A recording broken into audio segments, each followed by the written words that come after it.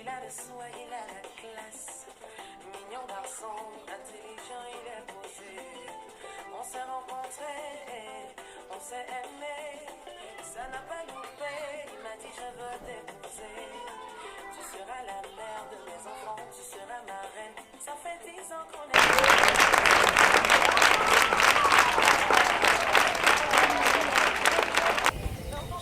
Bon, pasteur, bonjour. Bonjour, pasteur. Et bienvenue une fois de plus dans le cadre de ce genre d'entretien que nous voulons avoir. La fois dernière, la plupart des internautes ont montré leur satisfaction, leur admiration et même leur appréciation pour tout ce qui avait été fait. Certains ont vraiment dit avoir beaucoup appris. Et je ne sais pas quelle réaction, quel mot peut-être à l'endroit de ces internautes. Bien, je suis agréablement surpris parce que il y ait eu un tel engouement et je ne ferai que dire merci au Seigneur parce que tout ce que nous pouvons faire, c'est si ça peut servir d'exemple à d'autres, si ça peut tirer quelqu'un à réfléchir pour le bien, alors ça fait comme un beau mot que d'accord. Un sujet qui doit faire encore un plus grand beau moqueur, c'est s'intéresser à ce problème de divorce et beaucoup plus dans la perspective de proposer quand même un antidote, quelques éléments qui vont aider à pallier à ce problème de divorce. Donc, d'entrée de jeu, quelle serait donc ta réaction puisque nous voulons parler de l'antidote du divorce?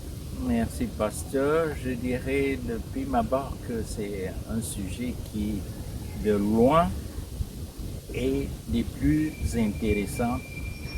Mais malheureusement, pas beaucoup de gens semblent le noter parce que de par le monde, les statistiques quelquefois sont même assez alarmantes au sujet de la propension que prend le divorce dans la société. Alors il serait bon, je crois, et je dois féliciter ton initiative de se pencher un peu là-dessus. S'il ne faut pas laisser la société aller à la dérive, il faut, parce que on ne le dira jamais assez, le mariage c'est la base de la formation de la société, et alors il faut lui donner une attention particulière.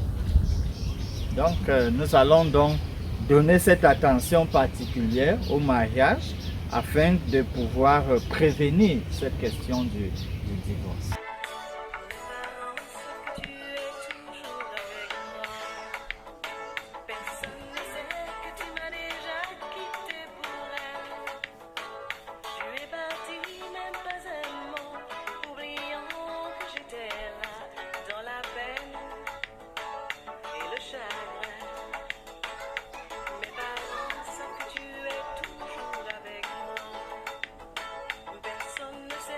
Puisque nous parlons de divorce, l'antidote pour le divorce, est-ce que quand même dans votre expérience de 47 ans de mariage, est-ce qu'au moins un jour, l'idée de divorcer vous avait traversé?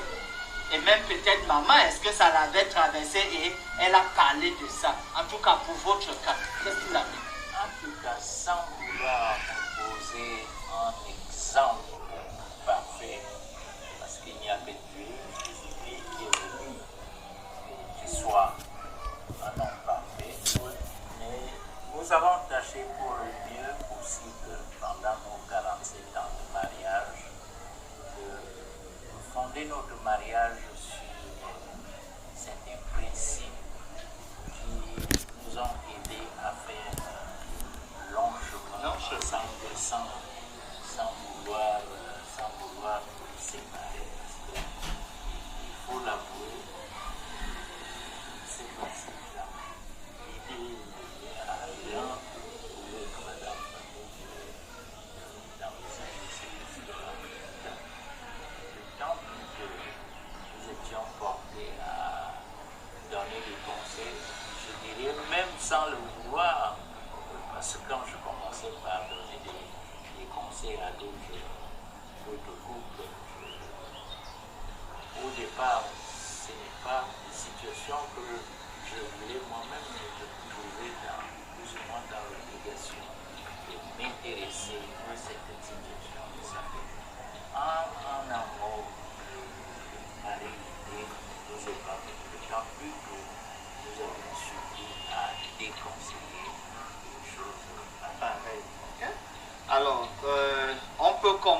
donc que vous ne...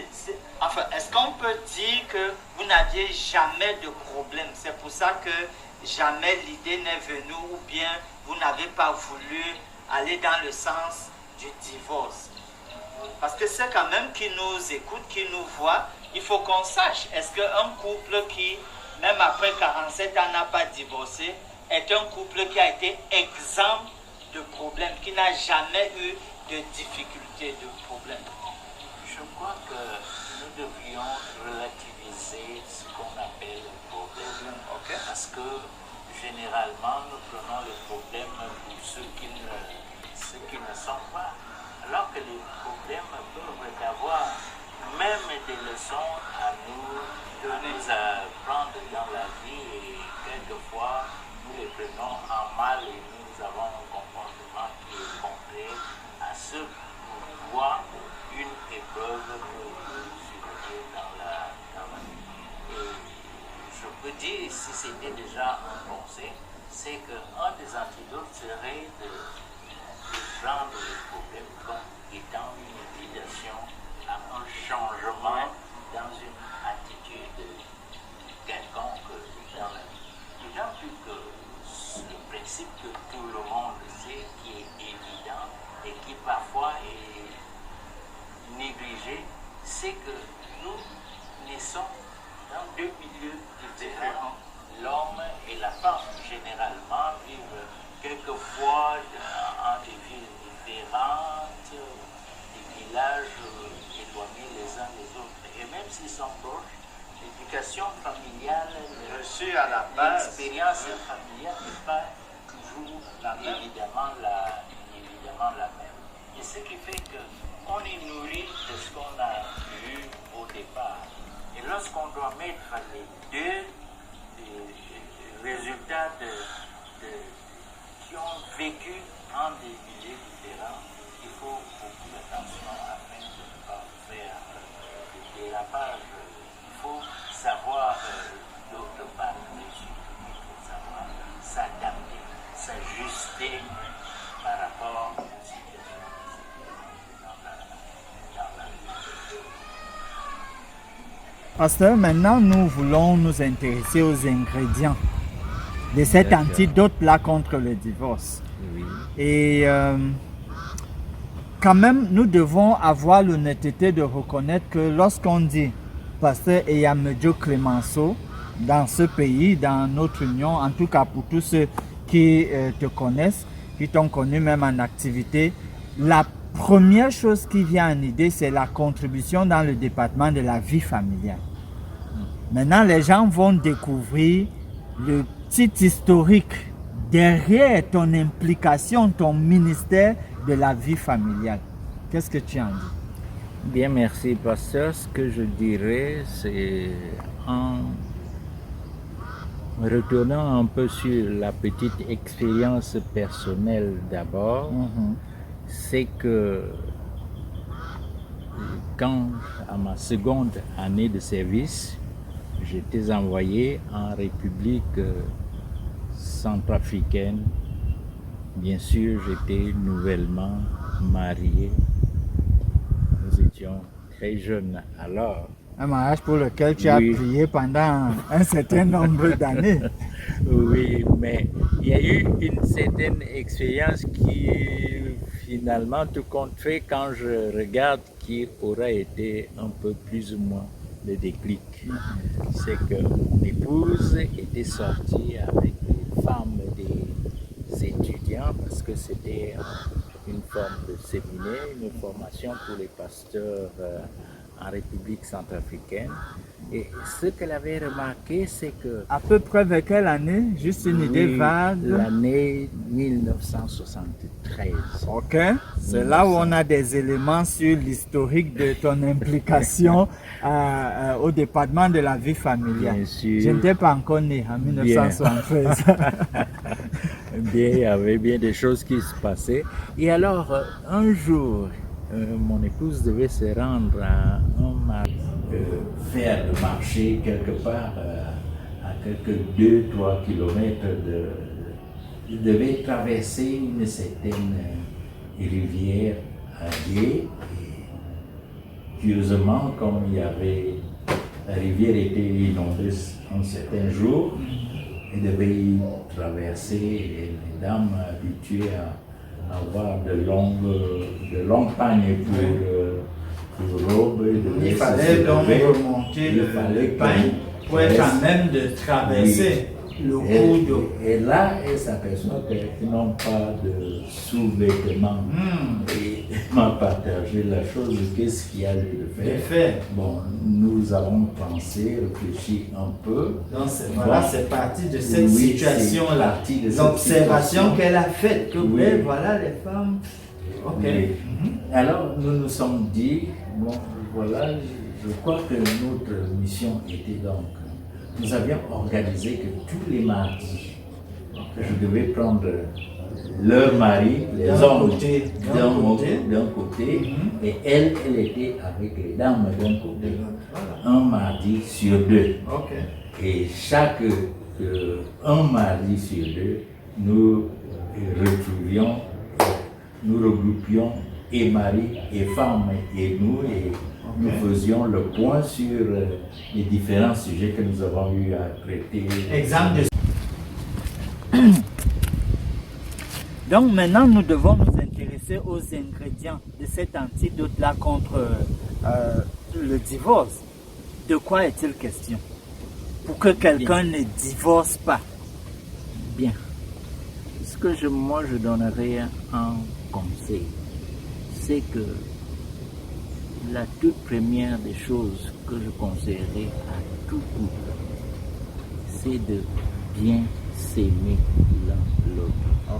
Souvent nous prenons l'amour comme une chose qui est légère, superficielle, alors que l'amour est plus que cela. Il vise à faire la fusion de deux personnes vivant, comme nous l'avions dit, de milieux différents et qui doivent maintenant conjuguer tous leurs efforts afin de bâtir un idéal quelconque, un objectif que normalement, en le prenant pour chrétiens, ils doivent se dire, Dieu doit nous avoir donné un certain objectif à atteindre dans la vie. Et si on prend donc la chose ici au sérieux, on va prendre beaucoup d'amour. Donc s'aimer mutuellement, avoir en tête un objectif commun que le couple voudrait réaliser. Oui, et j'insiste encore sur l'amour, que l'amour soit profond, réel et véritablement amour bien compris, d'abord de soi-même et ensuite du conjoint. Il y a d'abord l'amour, un autre ingrédient que j'ai vu qui malheureusement amène souvent beaucoup de troubles quand il n'est pas bien compris, quand il n'est pas bien pris à sa juste valeur, c'est l'élément de la communication. La communication. Oui. Communication entre l'époux et l'épouse. Bon, il faut se dire que généralement nous voyons ces choses comme étant superficielles, or elles sont très importantes. Parce que dans la communication, il faudrait se demander ce que c'est. Bon, c'est l'enfant, je dirais, ma personnalité, j'aimerais qu'elle soit bien comprise par l'autre. Parce que chacun est de son côté. Oui, chacun est de son côté. Par conséquent, il faut un certain pont, un certain lien qui nous unisse afin que chacun comprenne ce que l'autre a, ce qu'il pense, et ainsi de suite. Et ça comporte un certain nombre d'éléments, par exemple l'accent même qu'on a au moment de parler. Bon, ce à quoi nous ne prêtons généralement pas attention, c'est que le ton est beaucoup significatif. Certains peuvent parler comme s'ils grondaient. Or, il faut savoir mesurer le ton par rapport à la personne. Vouloir être clair, que la personne soit comprise, bon, et au cas où on n'a pas compris, avoir le courage de dire, est-ce que j'ai bien compris? C'est ça que tu voulais dire. On reformule. Oui, on reformule pour qu'on s'assure que l'autre a bien compris ou bien que j'ai bien saisi que ce que l'autre, je voulais dire, le moment où nous devons communiquer est aussi important.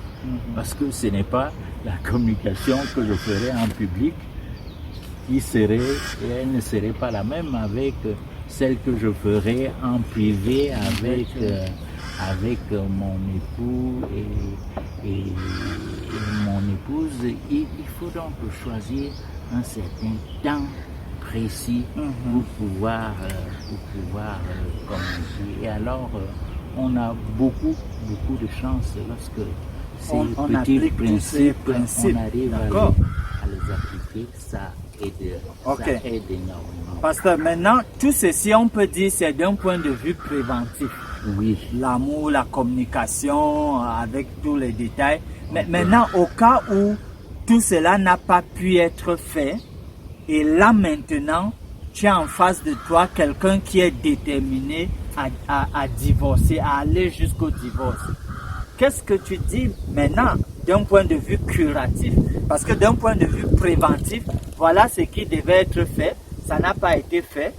Maintenant, d'un point de vue curatif, pour guérir l'idée traverse ou hante la personne. Que dit à la personne, peut-être en la regardant en face dans la caméra? Je pourrais lui demander en tout premier lieu de bien réfléchir. Ok. Elle te regarde peut-être? Oui. De bien réfléchir d'abord à ce qu'on est en train de se faire.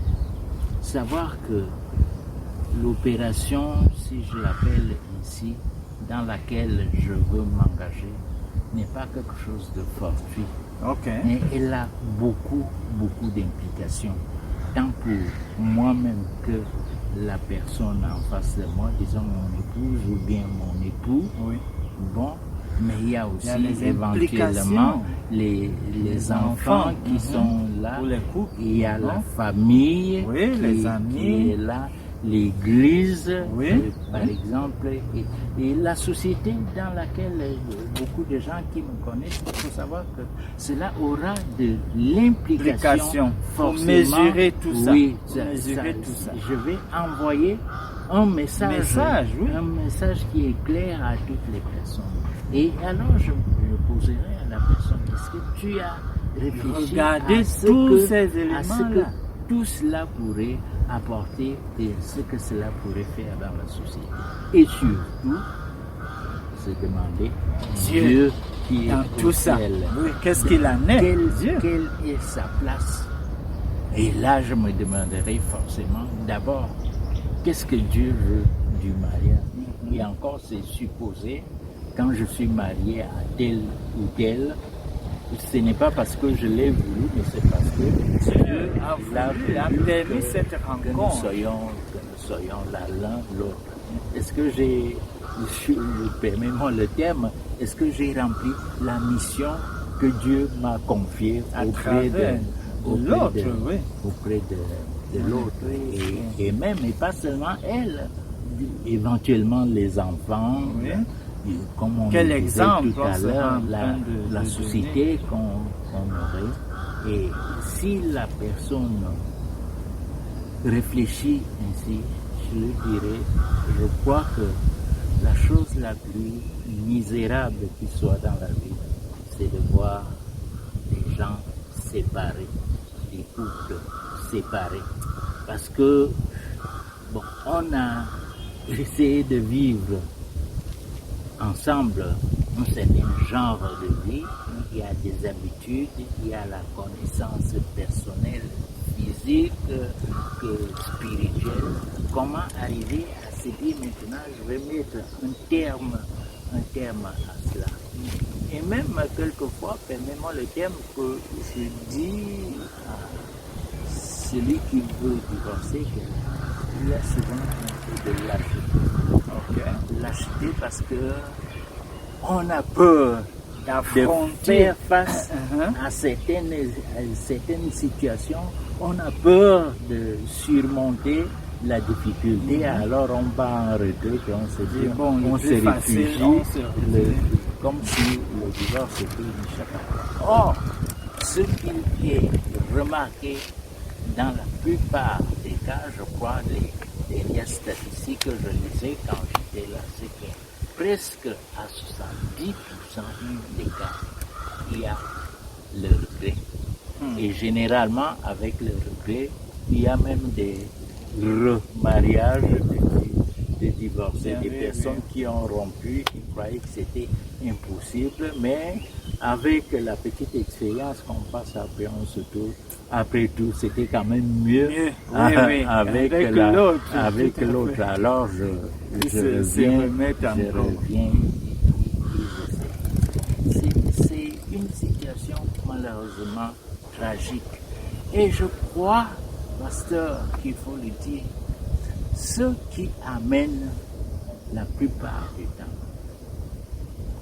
que des gens arrivent à réfléchir ainsi, c'est ce que j'appellerais impréparation au mariage. Lorsqu'on se prépare pour le mariage, ce n'est pas seulement acheter les robes, les diamants et autres, ce sur quoi beaucoup focalisent leur attention, mais la préparation au mariage commence avant tout à des implications, l'étude des différents caractères, se dire, bon, puisqu'il est évident que nous ne nous connaissions pas autant que nous devrions, alors on essaie de prendre le temps d'étudier l'autre, de se mettre en accord. Est-ce que nous pouvons être ensemble ou bien est-ce que il faut avoir le courage de mettre un terme à nos relations, parce que malheureusement, il faut le dire, il y a des moments où personnellement j'avais l'habitude de dire à certains jeunes, et si tu ne crois pas que tu ferais mieux d'envisager autre chose, lorsque je peux noter des inconvénients pendant le suivi, tout à fait. Pendant le suivi. Autrement dit, il faut non seulement se connaître, il faut avoir le counseling, comme tu le dis, avoir des conseils. Le mariage, qu'est-ce que c'est? Généralement, nous connaissons même pas ce qu'on appelle un mariage. Tout à fait. Pour beaucoup, on voit l'homme en costume et ainsi de suite. Ce n'est pas tout, ce n'est qu'un léger aspect des choses. Il n'y a plus que ça. Et surtout, la mise en commun de deux personnalités différentes qui vont être là. Et plus encore, la religion doit avoir une partie très importante. Parce que là, carrément, on est en train de ressortir des éléments bénéfiques qui vont bénéficier à ceux qui ne sont pas encore mariés, pour que d'une manière préventive, n'est-ce pas, l'aspect divorce soit quand même mis de côté, parce que si on met l'accent sur tous ces éléments, merci vraiment. C'est exact, pasteur. Et là, il faut le dire, c'est pas quelque chose de fortuit. Pour beaucoup de jeunes, par exemple, on se dit, mais la religion, qu'est-ce que ça a à voir après tout le mariage, c'est ma femme ou mon mari et moi. Que non, justement, c'est là, parce que le véritable ciment, je le qualifie ainsi, le ciment colle entre un mari et une mariée. C'est le Seigneur Jésus quand il peut avoir sa place, je dirais même la première place dans le couple. Et donc que les gens soient véritablement convertis, c'est-à-dire que chacun des deux soit véritablement attaché au Seigneur Jésus. Et là, on ne devrait pas avoir une situation de divorce. Peut-être là, une parenthèse. Ce qui arrive le plus souvent, c'est que, compromisement, l'un est attaché à Jésus dans un groupuscule religieux et un autre d'une autre. Et généralement, on se dit, ça, on va résoudre ces problèmes plus tard, ou bien ça n'a pas à voir. Mais ça finit par non, ça rattraper, finit toujours par apporter, parce que par exemple, il y aura des enfants, disons, un est d'une religion, un d'une autre. Qu'est-ce qu'il faudra faire des enfants qui les emmènent au culte et qui ne les amènent pas? Et les habitudes qu'on apprend dans telle religion, est-ce que ça va jouer sur... Forcément, ça a des implications dans la... En tout cas, pasteur, comme on le sait, le sujet sur la vie familiale, notamment l'aspect du divorce, c'est très très ouvert comme sujet. Et de temps à autre, on peut trouver d'autres problématiques en rapport avec la vie familiale. Et tout cela va vraiment aider les uns et les autres. L'aspect de la prière et beaucoup d'autres choses. La fois dernière, pendant les commentaires, il y a plusieurs internautes qui ont vraiment souhaité bonne santé et tout le meilleur, donc je fais écho de cela ici. Merci. Peut-être tu voudrais leur répondre et le mot de fin aussi par rapport à cette... Je voudrais leur dire particulièrement merci, et je crois que si je vis encore aujourd'hui, c'est dû aux prières des uns et des autres qui, on me l'annonce souvent, qui sont nombreuses. On a des amis, que ce soit au Cameroun, que ce soit même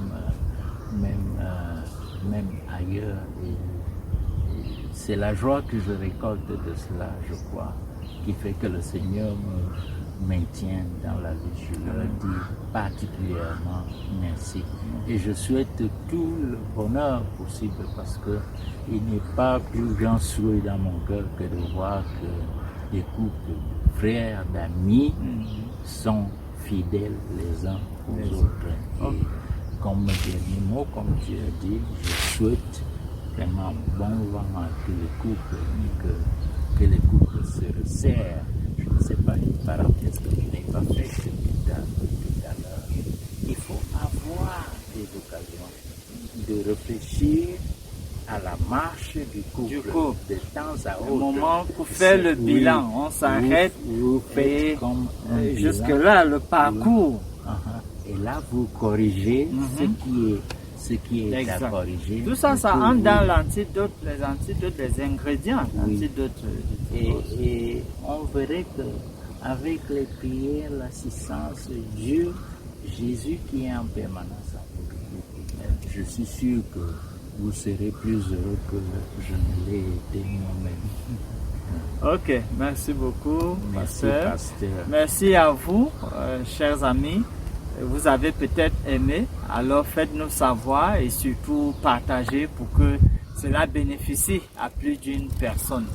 Heureux mariage pour ceux qui y sont déjà et pour ceux qui s'y préparent, que le Seigneur guide vos pas.